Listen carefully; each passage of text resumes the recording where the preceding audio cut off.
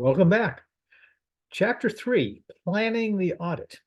We're going to be doing some planning here, discussing some of the things like materiality and some of the thought processes that go into setting up the stage for properly executing the audit. 4 and 5 in this section, we'll talk about those chapters shortly, but 4 is more on the risk assessment world, and 5 is some actual more techniques of tools to execute the audit. But let's get into the planning stage. So we're going to take a look at the slides of where we're starting. So we're not only going to be talking about the planning, I had mentioned materiality as a relative range that we're going to be assessing and figuring out what is defining materiality, and then some of the types of audit tests that will be executed. So let's talk about the phases. All right. So we have the phase of an audit planning. Client needs to accept. Then there's some preliminary activities, and then we make a plan. Now, the plan, that's part of the preliminary activities, obviously. But let's start seeing where we were really initiated. So we as a firm need to make some decisions even before we propose, even before we're going to go and go after the job.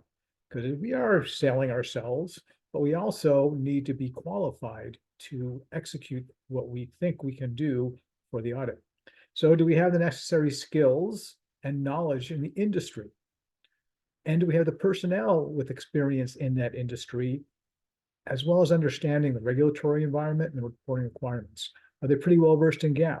Do they understand some of the technical things associated with a particular environment and a particular industry? Do we have, as we just said, the competence and capabilities? Do we need specialists? Do we need to go outside the firm and hire some experts? And that's something to be considered, especially if we're going to quote it out, because experts can be expensive. And we want to be able to adjust for the timing. I was just talking to a CPA firm in Madison, and they said, well, we actually had to turn away audit clients because we didn't have the personnel. As a matter of fact, the best way to turn away clients is raise the rates. And when they raised the rates, a lot of folks said, I guess we can't go there now. That's priced out of the realm. But that is a problem right now in the pipeline. And I'm sure you've been hearing about that. So you in the accounting field are in a great position. I would encourage up to 2 or more internships to get some experience. So we also need to determine independence. It's like a lawyer trying to recluse themselves when they're not independent on a case. Well, as an auditor, do we have relatives that people might be on the job that are in decision-making roles at the company we're looking to audit? Any conflicts of interest, those are of care. We need to be extra careful. And we don't want to any codes of professional contact, AICPA, or the IMA, both have codes of contact. But in the audit world, the CPA has an AICPA. We sign off and say we adhere to the code of professional contact. And that's something we need to be aware of. So now the client. Is the client worth taking on? Are we going to have a bigger risk auditing this client no matter what they write for the check? Are we going to get sued? Are they reputable? Are they going to give us good information? Are they going to cooperate with us? So you start looking at the reputation of the company, of its owners, of its governance structure, of its board of directors. Are they an ethical company, and can we trust them to let us do our job effectively? How about the operation of the client? So what are some of the business practices? How about the attitudes and the attitudes of key management and those in governance? Are they aggressive? Are they interpreting accounting standards in a way that may disagree with the conservative accountant? Again, I will say the conservative accountant is not the right-wing Trump-thumping accountant. It's more fiscally conservative, minimizing assets, minimizing net income, and on a financial basis, not trying to exaggerate, not trying to overstate things like profits. And that's something in conservatism we are very aware of in the accounting profession. Limitations of the scope of work. What are our limitations that we feel we have? And actually, what are some limitations the client might be imposing upon us? Sorry, you can't go over to China. Sorry, you can't go over to another location, or we need to validate and verify things. We may need to go out and express those opinions in other avenues in other countries and other areas. And we want to make sure we have access to those. And is the client involved in money laundering? You probably know if there's over $10,000 cash deposit made at a bank, it gets reported to the government. So don't make over $10,000 cash deposits. But if you make a $7,000 cash deposit and it is quote unquote suspicious, the bank has an obligation to report that as well. So money laundering and other illegal activities are high on the radar for the Fed right now. The reasons for the appointment of the firm, and are we replacing another firm? When you apply for a job, it's always good to know about the competition. It's also always good when you're applying for a job to find out the last person that was in that job. Did they get promoted or did they get fired? And if they got promoted, great. What were the attributes that helped them promote? If they got fired, what was it about them that got them canned from the position? And so you don't make the same mistake, or you enter a hostile environment that you need to keep your eyes open. So the same thing happens when you're selecting a firm and they're changing auditors. You probably want to know why they're changing auditors. Sometimes they're something called opinion shopping. And you got to be real careful if the auditors and the company disagreed, previous auditors, and now they're going to try to hire you, you might bump into the same roadblocks. Then client retention. You don't always keep your clients. It's the 80-20 rule. As they say, some say you make the 80% of your profits from 20% of your clientele. Do you ever fire a client? Do you ever tell a customer you don't want to do business? If you're a smart business person, sometimes it happens. Sometimes customers or clients are more trouble than they were and are higher risk than they were or have evolved. Maybe the board's changed. Maybe the CEO has changed. Maybe the industry has changed. So you want to figure out, are there going to be conflicts? Have they been disputing fees? Are they paying their bills? So you do need to get paid. Preliminary activities. All right, so what are the team requirements? Who are we assigning to this? What roles are we going to be playing? And who do we have that's going to be able to cover and do what needs to be done? And we need to be independent, and ethics is always in the back of our minds. We want to be ethical, honorable. There's a formal legal term called the smell test. If something doesn't pass the smell test, doesn't smell right, doesn't feel right, doesn't taste right, you want to start asking more questions and then make really some hard decisions sometimes. So what do we need to do to establish an engagement? Well, we have an engagement letter. An engagement letter outlines our responsibilities as the auditors and the client's responsibilities as management. And are we going to use internal audit function, IAF? Internal auditors are powerful and can save us a bunch of money, but can we trust them? As you know, and we've talked a little bit about internal auditors before, their special purpose, they do a lot of things for a company internally, for evaluation, for compliance, for examination, but they also help with the external auditors coming on board often and provide materials and resources, but they are internal, so we have to judge how we're going to trust. And then there's the audit committee. We talked about Sarbanes-Oxley and publicly traded companies requiring an audit committee with some financial savvy to oversee the auditors and the audit itself, and be that link and relationship with the auditing firm, not just the full board. So when we have an understanding. We document the engagement letter, objectives, responsibilities, as we mentioned, both management and the auditors, and what are the limitations? And who signs the engagement letter? That we need to determine who's going to sign off and be there as well. So it formalizes the agreement, and there's some examples of the textbook which you do want to take a look at. They'd be really worth your while. And any specialists or internal auditors functions that will be used and taken advantage of. Any limitations of liability of the auditor or the client, be aware. Additional services that we might be providing, and arrangements regarding other services. Now, just a point of information, the engagement letter is one item that's in the preliminary. Also important, we'll talk about in later chapters, is the management letter that's issued post-audit. It's probably one of the most powerful things, especially for audits that are not required by the SEC. You're going to go in and say, by the way, this is off the letter. Yep, you got a clean opinion, unqualified, no problems, good to go. But here's some yellow flags or possibly red flags you want to be aware of. They weren't material, they didn't affect our opinion, but there are things internally that you want to be aware of, especially on the internal control account, which is required. All right, so how about the internal auditors? And we've given a plug for internal audit before as a foot in the door. understanding a company, traveling a lot, getting exposure to all kinds of folks and all kinds of divisions, and all kinds of people, and fast tracking growth in a company. So yeah, I'll give a plug for internal audit and the Institute of Internal Auditors, IIA. There's a pretty active chapter in the Northeast Wisconsin area. And I know they've come on campus before. So we're looking at that and we're saying, okay, what can they do? What will they do? And what are the policies they have for their people? Are they well trained?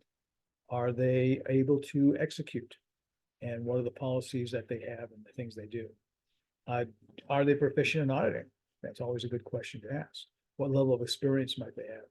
And maybe have they helped before in previous audits? That knowledge is important. Do they understand financial reporting? Because they are going not to be just internal audit on the financial side, but on the operational side too, usually. But they're coming here to help us as auditors with the financial validation and verification. And are they professionals? Are they members of a body? Do they sign off on an ethical standard? And are they basically, are they professionals? What is their professional development? We know CPAs need that 40 hours every year of continuing professional education, CPE. Now, I do a bunch of CPE training myself, both taking it and giving it. But do other professions, as in internal auditors, need to do that? And the short answer is yes, usually depending on what certifications they might have. And then, authority and accountability, who the contact folks are going to be. Are there any conflicts? We need to make sure any conflicts of interest are resolved or dealt with. Audit committee, all right, oversees the employment related to IAF. That's a good question. Do they? Are there constraints or restrictions placed on management or audit committee? And are they saying, don't tell the auditors this, or before you tell the auditors anything, talk to us as management? If they have restrictions like that, you want to be very well aware and you want to think twice. Again, back to the relevant professional bodies and memberships that you want them to be associated with. And documented internal audit procedures. You're going to be documenting all kinds of things as part of the external audit. Do they document? What is the nature? And will you have access to that information and those records? And what is the level of quality control that goes with it? So let's talk a little bit more about the audit committee. We said the audit committee is a subset of or subcommittee of the board of directors. And SOX says they have to have some financial savvy. They also are in charge of the relationship with the auditor. And so as it says, section 301, in quote sections on SOX, audit committee members must be directors, and independent of the company. So they're not employees of the company. But sometimes directors can be employees and are CEOs that sometimes get in the mix. And they are directly responsible for overseeing the audit. The registered public accounting firm. It is a formal registration process, actually. So pre-approve all audit and non-audit services, establish procedures to follow for complaints, and there may be complaints. Must have authority to engage independent counsel. So the audit committee itself has to have some certain capabilities. All right, let's go plan the audit. What's the strategy? So let's start with the back. What's your why? Why are we doing this? What do we need to accomplish? So then once we discern what we need to accomplish, we can actually start applying resources, deciding what resources we need. We develop a detailed audit plan, and that is on the audit strategy and actual execution. Basically, audit plan should consist how to conduct the engagement in an effective and efficient manner. We don't want to throw too much in resources because we have a budget constraints, but we also want to make sure we're going to be comfortable issuing our opinion at the end of it. All right, so we want to be guided by the results of the acceptance continuous process, procedures performed to gain the understanding of the entity, preliminary engagement activities. So we're going to assess the risks. We're going to assess the risks of the entity, the company, the industry, and the players, the people. Materiality considerations, we're going to set some thresholds, actual dollar amounts for subsets of materiality and materiality as a whole. And we want to consider multi-locations that may need to be addressed. And materiality comes into play at that point. Do we have a facility on Argentina that is such a minor segment, doesn't really impact us? Or maybe they might have child labor, or maybe they may have some other things that are not going to be good for the company itself that we need to be aware of. How about specialists? Maybe we don't know a lot about valuing art or valuing wine, vintage wine, or some of the high-tech gadgets.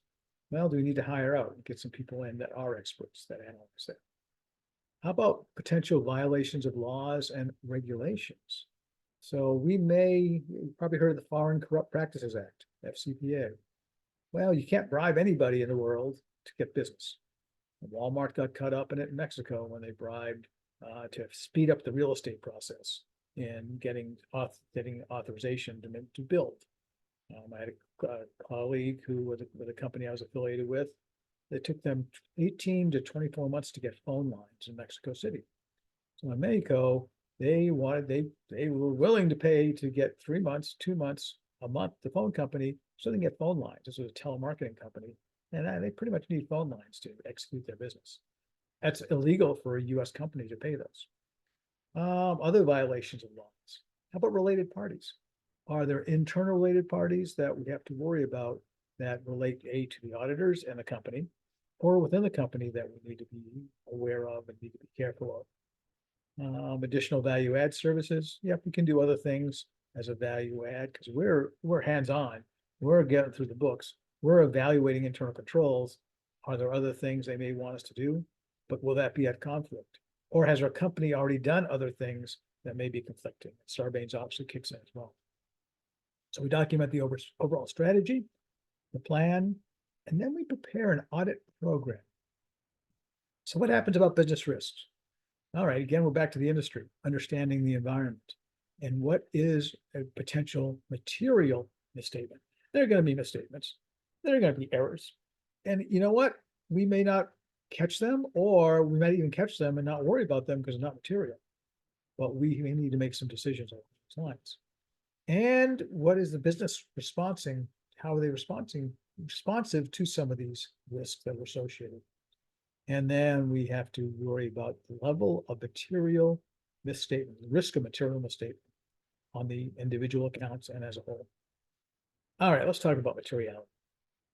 So the materiality is a threshold. And what is tolerable misstatement?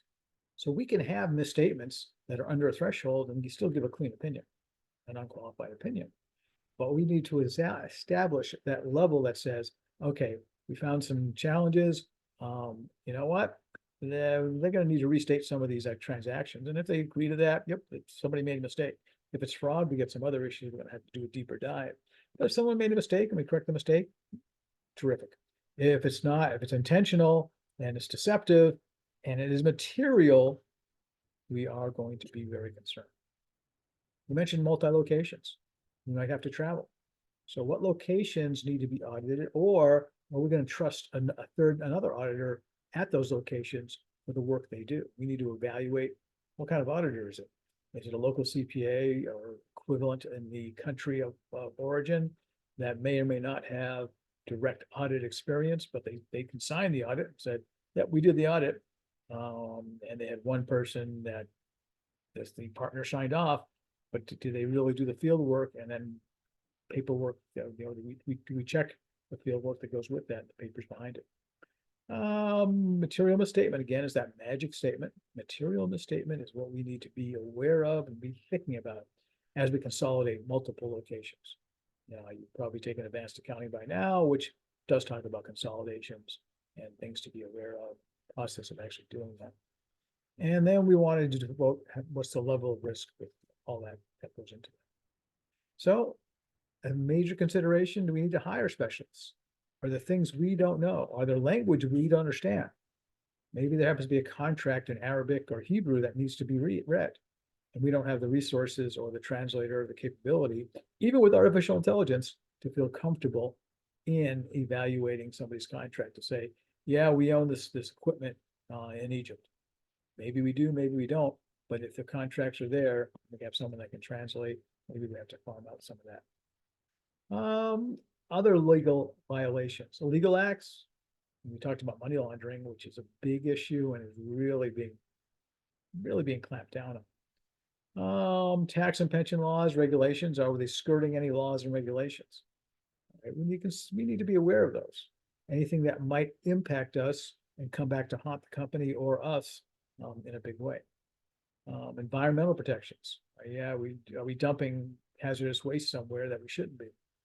Equal employment regulations, DEI and B, diversity, equity, inclusion, and belonging is big. And now we have HR and we have discrimination and we have things that we need to be able to be aware of following all kinds of laws. So we as accountants say, well, we're not lawyers, but we do need to be aware of the legal environment that goes with that. And if there's some violations, and even OSHA or other folks coming, Occupational Safety Health Administration, anybody if there's any kind of violations, a lot of times these agencies can shut you down, and that will adversely impact any business. How about payments? Well, we're going to monitor the checks and the cash exchanges. We're not going to very well get around collusion, but if we see payments going to somebody that they shouldn't, or some of the related parties are going on, we need to be aware of that. Sales commission or agent fees excessive. We're going to evaluate, yeah, is it too much? Is it, it's a reasonable test. And back to the smell test. If there are any unusual payments, cashier's checks, bearer's checks, cash going out the door, or transfers to accounts. We want to be tracking those, taking a deeper dive, a closer look at those things to see if there's anything fishy going on. And we want to make sure all transactions are properly authorized. That's part of the internal controls. We want to make sure that laws and regulations are being followed. And we want to make sure tax returns are being filed. The government is getting their fair share, their due of what is coming out of the company. And if they're not paying their taxes, again, the IRS can come in and would adversely affect the operation. How about related parties? So we need to identify related parties. And when we talk to management, do we have vendors or family members that are in the business, or that are vendors or customers associated with the business? We probably need to take a closer look at those and evaluate if that relationship is impacting the business. And because the board's going to be interested, investors are going to be interested. And as you recall, the audit is basically someone who is financially savvy is going to read the financial statements, and the auditor is validating those to some extent, or issuing an opinion. In our opinion, the books are cool. That's not a guarantee. That's not stating there's no fraud. It's not stating they're actually right or wrong. It's saying we had an extra set of eyeballs look at this stuff, and that's what we're trying to do. So, and those extra set of eyeballs are going to look at related parties, the transactions with those related parties, and what the reasons might be behind it. I mean, if a CEO gives their kid, they have a son or daughter, they give a car, and because, it's fully depreciated. We've got the Porsche that's 7 years old, it's fully depreciated on our books. It's worth zero on our books, so we're going to give it away to one of our employees' kids. Well, that's a taxable transaction, frankly, for the value of the car, even though the books say it's worth zero. IRS would probably disagree. So what are the sources on the related parties? We need to know, validate the source, not just the parties. We do review all minutes for all board meetings. That's due diligence. The auditor needs to see what the board is seeing and doing. Conflict of interest statements. Management often signs off about, a potential conflict of interest. We know our politicians sometimes do. We also know our heads in business often do of an organization, the C-suite. And then we have information that's provided to creditors, investors, and regulators. And we get to review all kinds of stuff that is sent out for public consumption. Contracts or other agreements, including side agreements. That was where Enron got into a lot of hot water when they were guaranteeing loans of some of their customers, some of their suppliers. And what happened to come back to haunt them was that was never showing up on the books. But what are some of those contracts and those agreements? And what are some unusual transactions that might be happening? And what are some of the value add services we can provide as auditors? Well, we can actually do some tax planning. We're intimate with the books. System design integration, internal reporting, assessing risk, and benchmarking. And we have internal auditors, if they have internal auditors. Not all companies have internal auditors. The larger ones obviously do. But business performance measurement. So we're testing, we're benchmarking, we're looking at some standards or establishing some standards. How about electronic commerce? Interaction. How about blockchain technologies? Now we have a whole bunch of crypto stuff going on, not only tax implications, but audit implications as well. And those can be much higher risk associated with that, but we need to be aware of and report accordingly. We can, as auditors, we've got a bird's eye view. We've looked at all kinds of other companies, so we can compare and contrast and say, here's some of the things you may be doing right, but here's some of the areas that you can improve. But there are limits what an auditor can do with their auditee. And then next year, when they're auditing the books, if they actually had some engagements that they have to audit, again, we have a potential conflict. So document the audit strategy, the audit plan, and let's talk about preparing programs. We're getting the overall strategy set on the plan. We're documenting decisions, timing. We've got a timetable going on. We have a risk management evaluation that goes through that. And then we document how the entity manages their own risk. Risk is actually required in annual reports, risk factors. You'd be amazed, you probably read some 10Ks, you say, I didn't realize they were talking about government takeover, they were talking about inflationary times, supply chain challenges, earthquakes. You can go into a lot of details on the risks, and auditors are going to get to review those as well. And you want to make sure the auditors, they ensure that the risks have been addressed and identified to the business itself. And then the preliminary actions to control risk, level of control and testing. We have to do a degree of testing. I'm going to jump through a couple of the next slides pretty quickly. This is actually something you do want to do a closer read. It is in the book. Probably reviewed it already or soon will be. But what's the objective? What's the risk? What's the assertion? Our audit risk? What are controls? And what is the effect on the audit plan? And that's just a basic element. So how do we supervise the audit? We talked about the partner in charge. We've talked about the managers, the seniors, and the staff before. And these are the team members that are going to review the audit and execute the audit. Partner usually doesn't go on site except to go out for lunch with the C-suite of saying, yeah, here's our audits in process. How are you doing? There's some glad handing or handshaking goes with that. And sometimes the partner will come out on site for other reasons, work with the team. But usually the partners outside, often the managers are a little more hands-on. It's the seniors that are usually the highest level of hands-on internally, where the staff is doing the brunt of the engagement work, but it's being reviewed by the seniors, who is reviewed by managers, which is also finally reviewed by the partner when they actually have to finally sign off and say, a clean opinion, unqualified, good to go. So let's talk risk assessment procedures. So we want to understand the environment, internal control, test those controls, we have standards, and we have a series of tests, substantive tests that we need to execute and what we're doing. So what are we going to test controls for?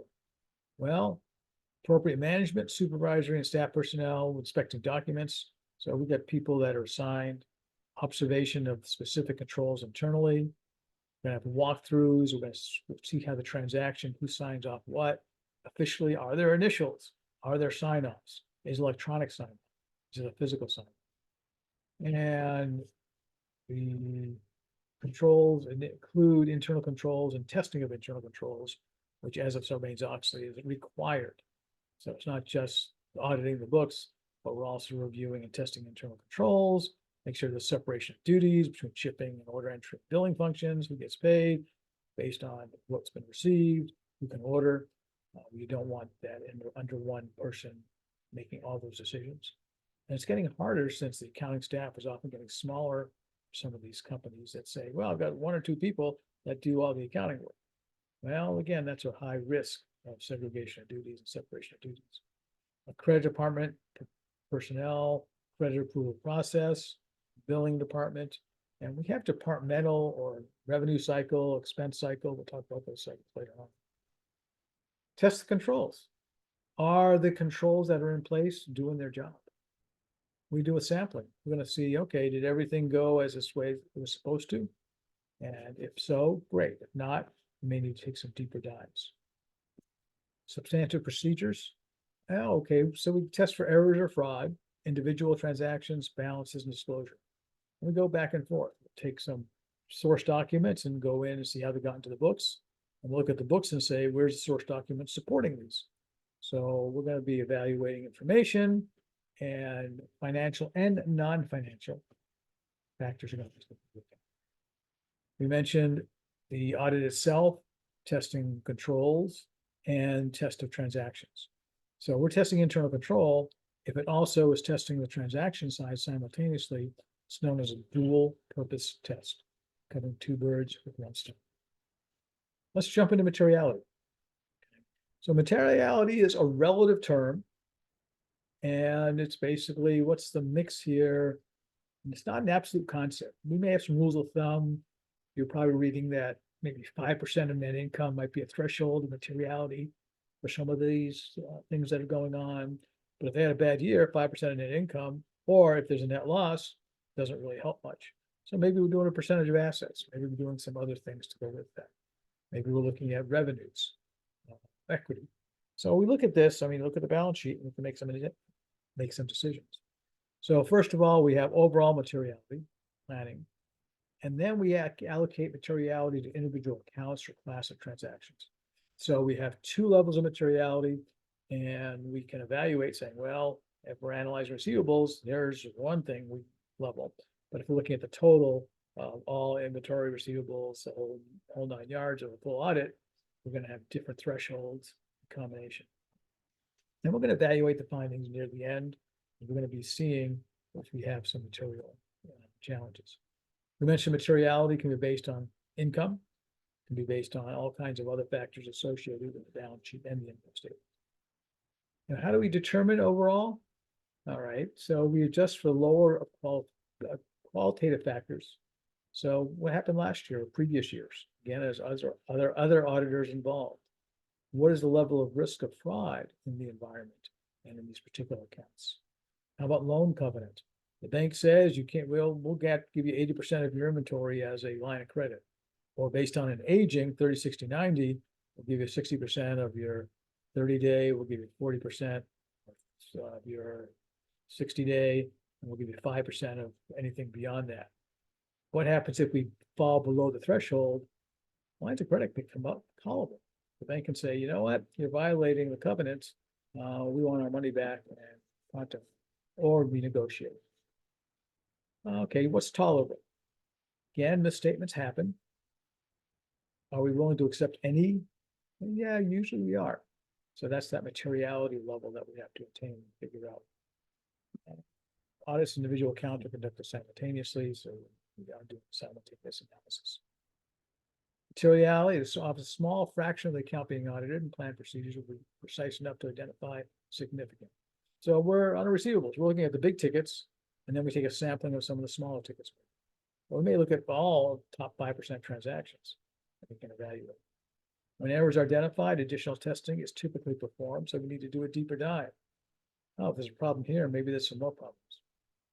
And overall materiality, the big picture is that safety net. Finally, we evaluate. This will be the last slide in our sequence. So we gather the evidence, we review, we take all the misstatements from each account, and we, again, know likely there will be some. Consider the effects of misstatements not adjusted in the prior period, compare to the total aggregate, looking at individual line items, and the total aggregate overall misstatement. And if the aggregate misstatement is less than overall materiality, okay, we can say unqualified, fairly presented. If not, we may need to worry about some adjustments to the books. With that in mind, thank you for listening. Thank you for being here. We'll look forward to continuing and have a wonderful and productive and successful day, evening, morning. Take care.